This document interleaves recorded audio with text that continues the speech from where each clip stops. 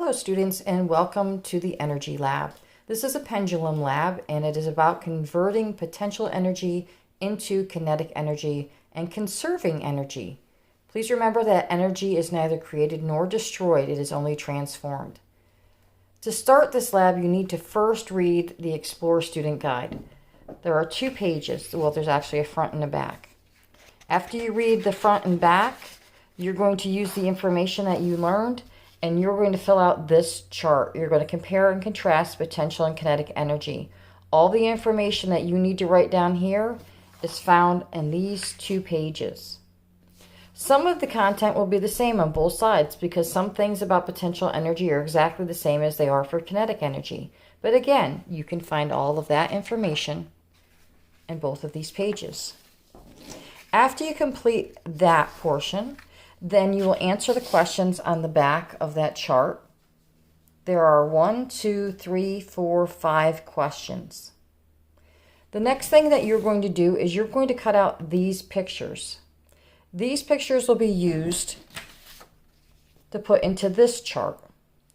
One of the pictures is going to be a pair from the kinetic side and one is from the potential side. I'm going to get you started so that you understand what I'm talking about. When we look at these pictures, we find there is gasoline. Gasoline is a fuel, and we would put that in the potential box. And then we need to find a matchup of what we could convert that potential energy into to become kinetic energy. Which one of these items would that be? Did you say the automobile? If you did, you're correct, and you will put that in the kinetic side. A couple of notes. The picture of this flashlight here, it has a gray area and this one does not. That's because this little box is where you insert batteries and they're showing that it's open and it doesn't include the batteries just yet. This flashlight has it closed and it includes batteries. This is not a real dog. It has a flap here for inserting batteries. And once you insert the batteries and you close the flap, then the dog does its artificial barking. So please look carefully at these pictures. This is the toy dog. This is a battery. This is a person with a ball at the top of a hill. This is the gasoline that we spoke of earlier. A flashlight with batteries. This is food. This is a runner. This is a series circuit that has a switch, a battery, and a little light bulb. This has a person pushing a ball down a hill. This is the toy dog without the battery. This is an automobile. And this is a flashlight that is missing the battery. After you complete the lab, you will complete the reflections and conclusions. Again, a lot of these questions can be answered by reading these 2 pages. And if they can't, then they can be answered by what you discovered in the lab. So the lab page also has questions on the back that you are to complete after the lab.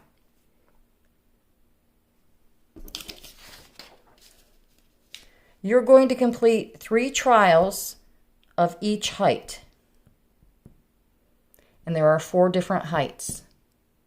You will need to complete the graph.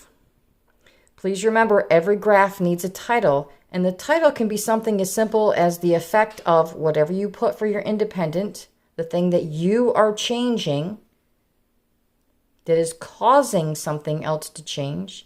And then this side is going to be the label for the y-axis is the dependent variable. What is depending on what you changed here?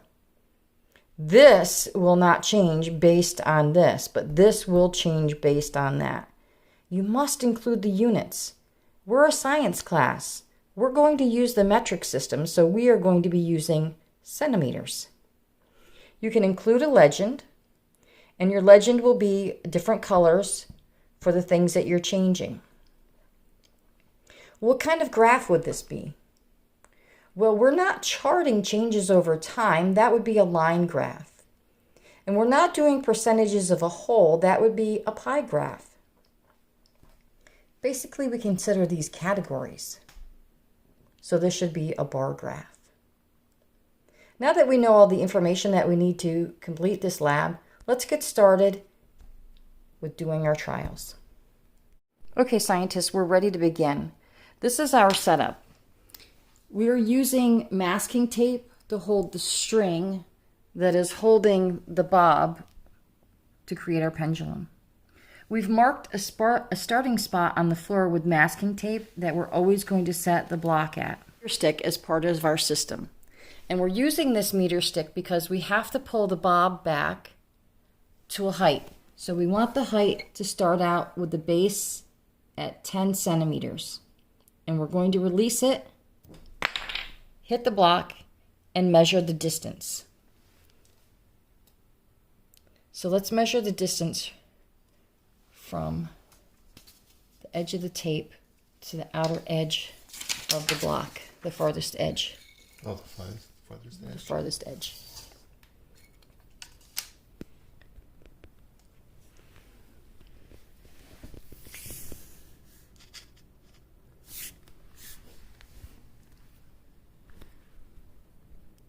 So trial 1, the measurement is what? 53.3 centimeters. We're going to mark that in our first box. We don't need to write centimeters because this was filled out properly. We have centimeters here. On to trial 2. I have a question. It's time for trial 2. Can you move the meter stick back a little bit? Can you move the meter stick over this way a little bit? Thank you. Have it at 10 centimeters. Now we have to measure the length from here to the outer edge. Oops.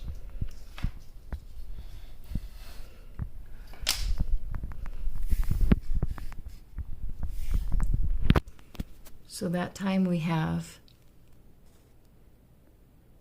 27.3 centimeters. One more trial at 10 centimeters.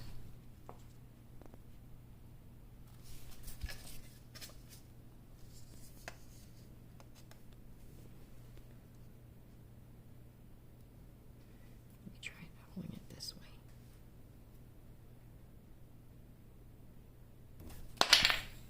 Oh. Let's measure the little. Oh my goodness. Whoops.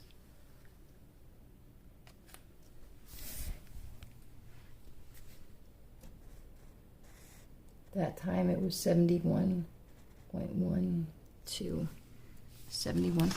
centimeters. Now we have to do 20 centimeters. Do you want to take a turn to do the measuring and releasing? So I notice it also, so like you were over a little more, so what's... Okay, now we're going to do 20.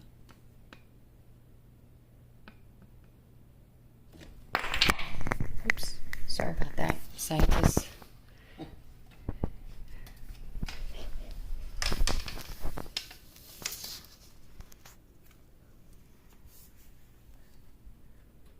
That trial resulted in a distance of 63.1.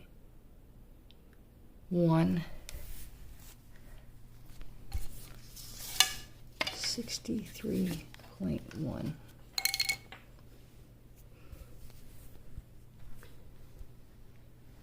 Twenty centimeters again.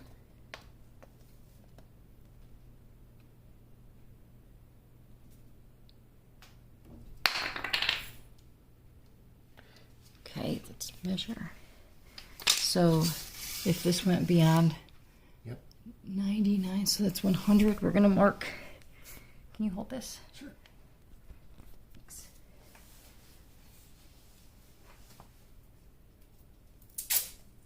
Okay, mark from here, so from the back edge. It's 100.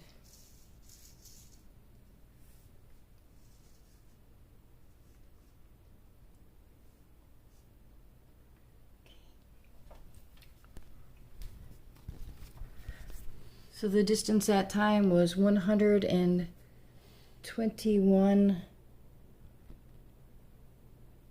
121.6. We're on trial 3 of 20 centimeters.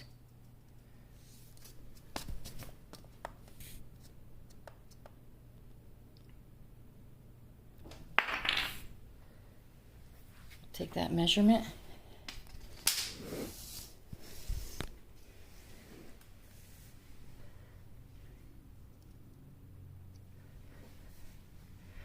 This time it went a distance of, it looks like it's 84.9 centimeters.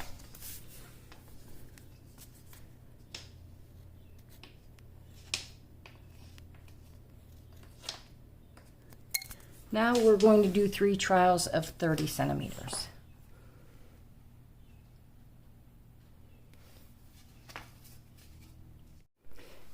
So I went ahead and did all of the trials, and these are the numbers that we got. So make sure you write these numbers down under your trials. And now what we have to do is calculate the average. I'm going to help you do the first one, but you must do the rest of them on your own. So to calculate the average, we're going to need to add each trial together equals a number divided by the number of trials to get the average. So we have 53.3 plus 27.3 plus 71.2 equals, and we come up with 151.8. 151.8. Now we need to divide by 3. 151.8 divided by 3 equals 50.6. So the average is 50.6. You do not need to do it this way. You just need to calculate and put the average. I'm just doing this to help you. So when I fill out my graph, I need to make sure that I use up as much space as I can. I don't want everything crammed into one corner. It makes it more difficult to see trends. So this here is my height. And this is in centimeters. And this will be my distance, also in centimeters. So I'm taking a look at my numbers here, and I see that my biggest number is 178.2. So I'm going to need to do about 15 per line. Yours might be different if you did this on your own. If not, you're going to have to use my numbers.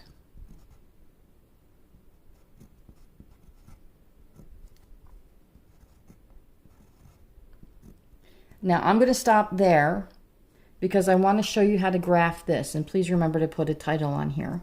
So 50.6. I can't do exactly 50.6. But I can do close. So for 10, I'm going to go up there as 45. And 50 would be about in the middle. And remember, I'm going to have a legend here. So for me, 10 centimeters is going to equal the color of my pencil. You can use a different color, but I'm going to just use my pencil because that's what I have right now. And I'm going to draw my bar.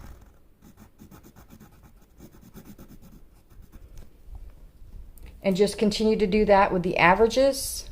Continue to plot your averages in the bar. Please remember to put your title and to answer all of the questions. Good luck.